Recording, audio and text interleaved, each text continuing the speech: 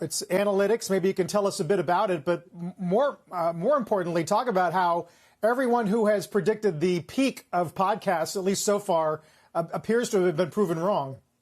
Well, I think they've really been proven wrong. And it's interesting for us. So, we're the #1 commercial podcast, or #1 in downloads. And it is an adjacent business to our radio business. So we've been able to use the radio business to really drive podcast usage. And that's why we keep building these hit after hit after hit.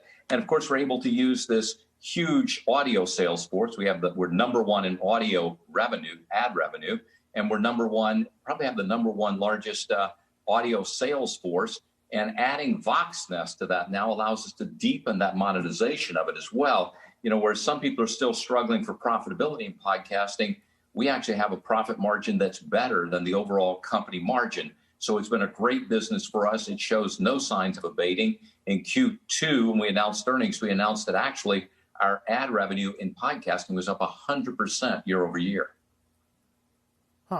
What's the more powerful driver of listener habits? Is it the commute to work and home, which we have obviously a lot less of these days, or is it stay-at-home time spent? And I wonder if it's the latter, do you worry about an eventual return to normalcy and ad dollars being siphoned off?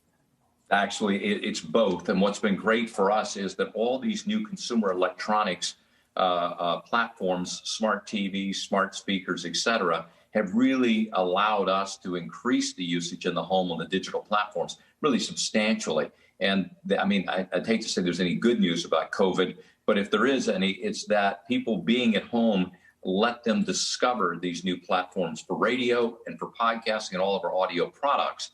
And so, for us, we enjoy the balance of it. We see, for example, in podcasting, that when people stay at home more, podcasting listening doesn't go down, but what they listen to changes. And having a broad array of podcasts has been very, very helpful to us.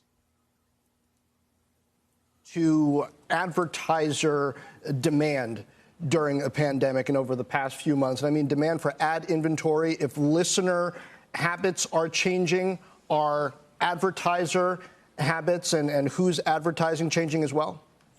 Well, I think it's no secret. Q2 was not a good quarter for advertising, but for several reasons. One is I think advertisers want to figure out what's the message to say during a time like this, and then how do they effectively reach the consumer. And the great news about radio and our core business is that it is probably one of the most efficient ways to reach consumers. And for our company, we have a reach larger than any of the TV folks, and actually larger than Google and Facebook in the U.S.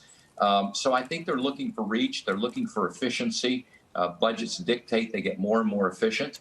And then, you add stuff like podcasting on top of it. We have our digital products as well, which we add in. And we really begin to talk to advertisers less about any silo and really about the multi-platform possibilities we have, which I think is really the future of the whole business, but certainly the future of the audio business. And again, having this big lead in audio usage gives us quite an advantage to both create content and to monetize that content.